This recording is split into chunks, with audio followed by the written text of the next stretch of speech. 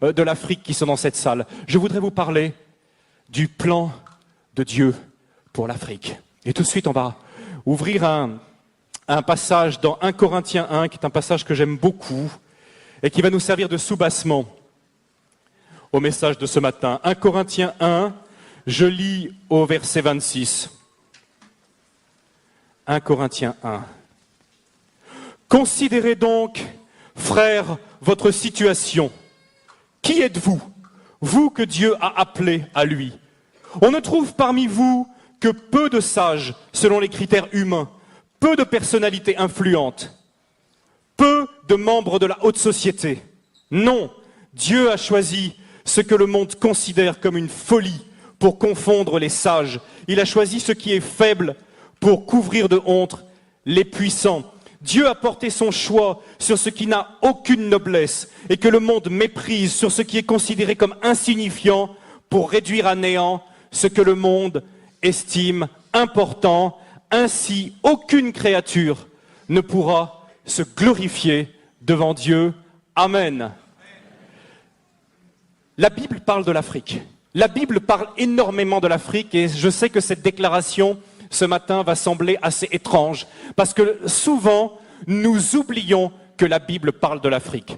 Nous sommes tentés de l'oublier, d'autant plus que les médias actuels ne portent leur attention sur l'Afrique que pour donner des mauvaises nouvelles. Souvent, l'Afrique, c'est le continent oublié. Il est oublié dans les négociations de l'Organisation mondiale du commerce. Il est oublié lors des grandes alliances stratégiques. Lorsque les puissants de la Terre se réunissent, très très souvent, on ne parle de l'Afrique que pour couvrir ses dettes ou pour venir à son aide. Mais ce n'est absolument pas, frères et sœurs, le message ni l'image que la parole de Dieu nous donne de l'Afrique, ni de la vision de Dieu pour ce continent. Et ce matin, en quelques minutes, je vois déjà la petite horloge là qui égrène ses secondes, mais en quelques minutes, je voudrais vous brosser rapidement un tableau de ce que la Bible dit de l'Afrique. Ça me semble très très important parce que nous sommes une église qui sommes de plus en plus engagés en Afrique. Et j'aimerais bien que ce matin, il puisse y avoir une ouverture et une compréhension de la part de l'église, que ça fait longtemps en réalité que Dieu parle de l'Afrique et que l'Afrique a toute sa place et une place prophétique extrêmement importante dans le plan divin pour l'humanité. Récemment, à titre d'exemple, j'étais aux États-Unis et je parlais sur ce sujet avec un petit groupe de personnes qui semblaient ignorer complètement que l'Afrique se trouvait dans la Bible. Et je leur demande comme ça, je leur dis, mais est-ce que vous savez où se trouvait le jardin d'Éden, par exemple? Alors, il y a les Américains qui lèvent le doigt et disent, oui, il y avait le Tigre, le fleuve, l'Euphrate aussi. Le jardin d'Éden se trouvait en Irak. Hein, aujourd'hui, beaucoup de gens pensent que le jardin d'Éden se trouve en Irak. Je me suis retenu d'ailleurs de leur demander quelle impression ça faisait de bombarder le jardin d'Éden. Mais je leur ai dit au lieu de ça, mais vous savez, on oublie toujours quelque chose. Regardez ensemble rapidement, parce que c'est quand même beau. Pour voir que, quand même, on oublie, mais le plan de Dieu pour l'Afrique est très tôt. Regardez dans Genèse chapitre 2 avec moi. Regardez la description du jardin d'Éden. Le jardin d'Éden, il y avait 4 fleuves qui sortaient. Qui étaient ces fleuves et où étaient-ils? Du pays d'Éden, chapitre 2, Genèse, chapitre 2, verset 10. Du pays d'Éden sortait un fleuve qui arrosait le jardin, et de là, il se divisait en 4 bras. Le premier, c'est le Pishon. Il contourne tout le pays de Havila, au sol gorgé d'or et excellente qualité. Le deuxième fleuve s'appelait Gihon. Il parcourt toute l'Éthiopie, ou dans certaines versions, le pays de Couche. Et le troisième fleuve, c'est celui qui coule à l'orient de la Syrie, c'est le Tigre. Et le 4e fleuve, c'est l'Euphrate. Regardez, la Mésopotamie, l'Irak, le pays de Havila, qui est probablement vers la Somalie, et tout le pays de l'Éthiopie. Le jardin d'Éden, ce n'était pas le jardin qui est derrière la cour de la maison. Le jardin d'Éden, c'est un jardin immense qui couvrait plusieurs pays, dont l'Éthiopie. Quels sont les noms qu'on donne à l'Afrique dans la Bible? Les noms qu'on donne à l'Afrique, ce sont Couche, qui veut dire Éthiopie, Mitzraïm, qui veut dire l'Égypte, et Pouth, qui veut dire la Libye actuelle, la Cyrénaïque. Au temps biblique, et jusqu'à une époque, jusqu'à peu près au 4-5e siècle après Jésus-Christ, ces trois régions qui couvraient toute l'Égypte, la Libye, le Soudan, l'Éthiopie, toute la corne de l'Afrique, regroupaient probablement 80% de toute la population du continent qui était très peu peuplée. Donc toute l'Afrique presque se retrouvait à Kouch, Mitzraïm ou Pouth. Et, à la surprise générale pour certains, c'était des pays noirs. À l'époque, c'était des pays noirs. Vous savez, souvent, quand on pense à l'Égypte, on ne pense pas à l'Égypte comme un pays noir, n'est-ce pas? Hein, on a eu même, quand on est dans les années 50, 60, les péplums sur l'Égypte. Comment elle est, Cléopâtre? C'est Elizabeth Taylor. Elle est toute blanche. Mais la réalité, c'est complètement différent.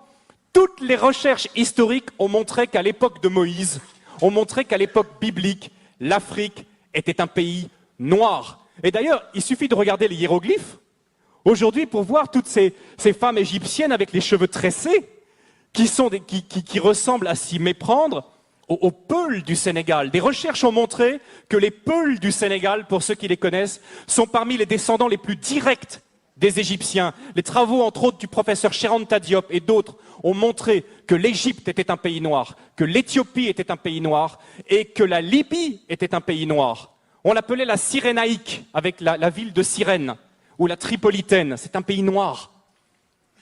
Depuis le début, depuis la Genèse, l'Afrique est là, dans le plan de Dieu. Et quand je demandais à ces Américains quelle était la personne, quel était l'Africain le plus connu de la Bible, ils avaient beaucoup de mal à me répondre. Un Africain? Un Africain dans la Bible? L'Africain le plus connu. Et à votre avis, tenez, qui est l'Africain le plus connu de la Bible? Abraham, pas tout à fait. J'entends pas le nom que je cherche. Noé, non, je pense pas qu'il était tout à fait africain.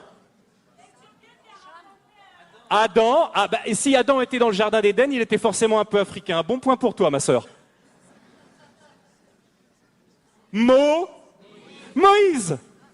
Moïse, né, grandi en Afrique, passé 40 ans de sa vie en Afrique.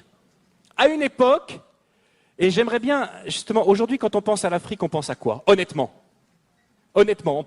quelles sont les images qui viennent à nous? Nous qui sommes ici, en Alsace. Je ne sais pas, vous qui regardez Internet, là.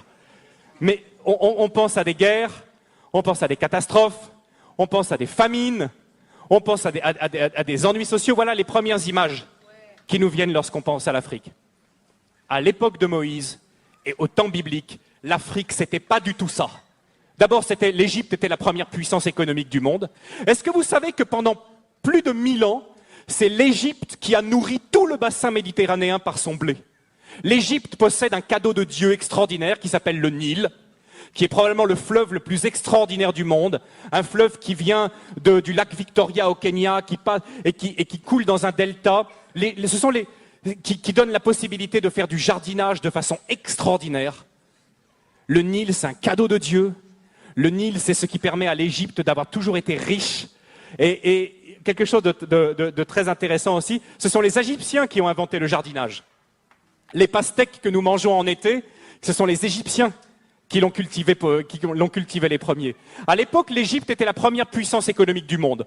Aujourd'hui, l'Afrique est la dernière puissance économique en tant que continent. Mais il n'en a pas toujours été de même.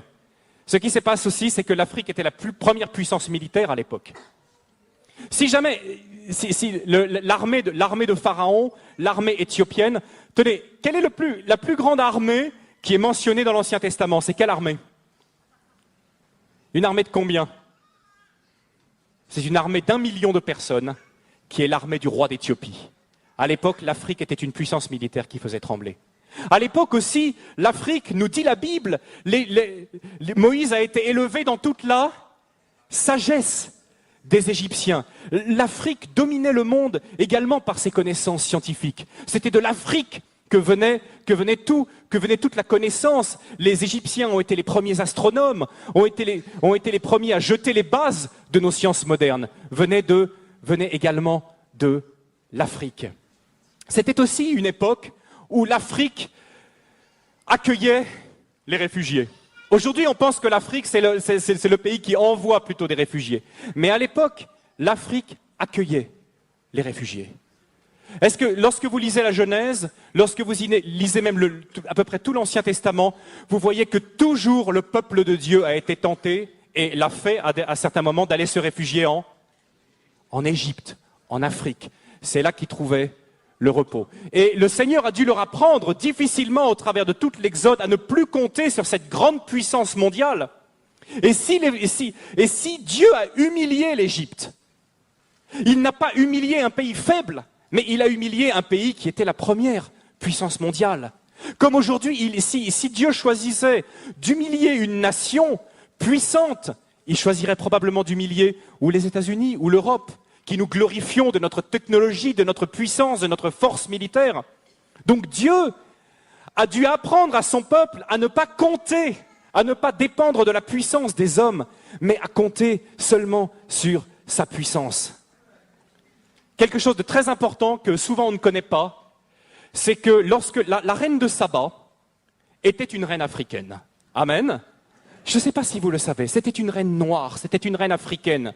Et les Éthiopiens, aujourd'hui, basés aussi sur des recherches intéressantes, montrent que probablement la reine de Saba était la reine de tout le royaume d'Éthiopie à l'époque. Elle était allée chercher la sagesse auprès de Salomon. Et que dit aujourd'hui l'Église là-bas en Éthiopie ?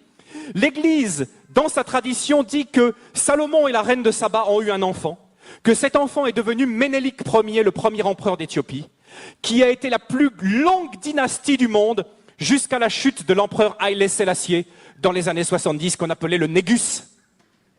Et sa filiation remontait à Salomon lui-même. Salomon lui-même, Ménélik, le Négus. Dieu a toujours pris soin. Vous savez, en plus, aujourd'hui, on s'aperçoit qu'il n'y a aucune explication rationnelle à la présence d'un si grand nombre de Juifs en Éthiopie, qu'on a appelé après les Falachas, qui sont revenus en Israël. Christian connaît bien cette histoire.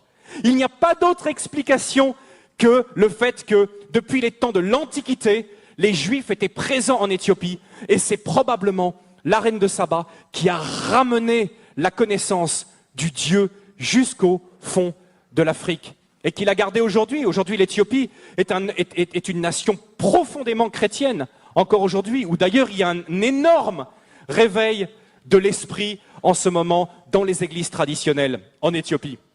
La reine de Saba, donc Dieu a parlé à l'Éthiopie, et on le retrouve dans le Nouveau Testament, où Dieu a toujours cherché à ce que son message parvienne à l'Afrique. J'ai été touché qu'un des premiers récipiendaires de l'Évangile, dans l'Acte au chapitre 8, vous connaissez l'histoire, l'eunuque éthiopien, qui était surintendant de tous les trésors de la reine d'Éthiopie, venu en Israël, à Jérusalem, pour adorer comme un juif pieux, africain qu'il était, et qui, sur le chemin du retour, a rencontré Philippe, ou a rencontré Dieu plutôt, parce que c'est Dieu qui avait prévu cette rencontre. Dieu a pris soin que le message de l'Évangile, qui venait à peine d'arriver, que ce message puisse être transmis à l'Afrique. Et c'est cet homme qui a amené l'Évangile en Éthiopie et qui l'a amené en Afrique. Dieu avait pris soin que la reine de Saba vienne chercher la sagesse auprès de Salomon. Dieu a pris soin que l'Éthiopien également soit là tout au début de la révélation de l'Évangile. Jésus et l'Afrique. Qu'est-ce qu'il y a à dire sur Jésus et l'Afrique ? Est-ce que Jésus a un lien avec l'Afrique ? Oui. Un lien qui, moi, m'a toujours beaucoup touché. Je ne sais pas si vous avez réfléchi à ça. En fait, Jésus a eu 2 connexions dans sa vie avec l'Afrique. La première, quand il était bébé. Quand il était bébé, il a dû fuir avec ses parents, alors l'oppression d'un roi cruel, et où est-ce qu'il a cherché secours ? En Afrique. Jésus a eu besoin de l'Afrique. C'est intéressant d'ailleurs, ceux qui sont allés en Égypte et qui s'intéressent à l'histoire, ont pu voir que dans toute la tradition de l'église copte, en Égypte, on a les traces du passage de Marie, de Joseph, de Jésus, qui étaient là, qui se sont arrêtés à certains endroits. Et l'église a gardé trace de ce passage du Fils de Dieu en Égypte, alors qu'il était un tout petit enfant. Deuxième connexion, un peu plus difficile à trouver. À la fin de sa vie, dans ses dernières heures, qui c'est qui porte sa croix? Simon de Cyrène. Qui est Simon de Cyrène? Un Africain qui vient de Cyrène, un homme, nous dit l'évangile de Marc, chapitre 15, verset 21. Ils forcèrent un homme revenant des champs, Simon de Cyrène. Toujours la méchanceté des gens. Quand on veut faire du mal à quelqu'un, qui on prend? On prend l'Africain. Quand on veut réduire en esclave quelqu'un, qui on prend? On prend l'Africain. La méchanceté, toujours qui est là. Le soldat romain qui dit « Hé, toi là, allez, va porter la croix ». Et qu'est-ce qu'il fait? Simon de Cyrène, il porte la croix de Jésus. Il fait ce que les disciples auraient dû faire. Il devient quelque part le symbole de nous tous qui portons la croix de Jésus aujourd'hui, qui marchons derrière lui. C'est un Africain qui fait ça. Et c'est curieux parce que l'évangile de Marc dit « Ils forcèrent un certain Simon, père d'Alexandre et de Rufus ». Qui sont Alexandre et Rufus? Ce sont deux personnes qui vont se convertir et qui vont devenir des chrétiens. Et pas n'importe lesquels chrétiens, des chrétiens prominents dans l'Église. Le fils de Rufus, le fils d'Alexandre, de Simon de Cyrène, Rufus, il va être un chrétien prominent dans l'Église de Rome. Et ce qui se passe, c'est que l'apôtre Paul va le saluer. Et il le salue d'une manière qui me touche aussi. Mais avant, est-ce que vous ne trouvez pas, quelque part assez touchant, que Jésus, le Fils de Dieu, a été aidé par l'Afrique à 2 moments de sa vie où il était le plus faible?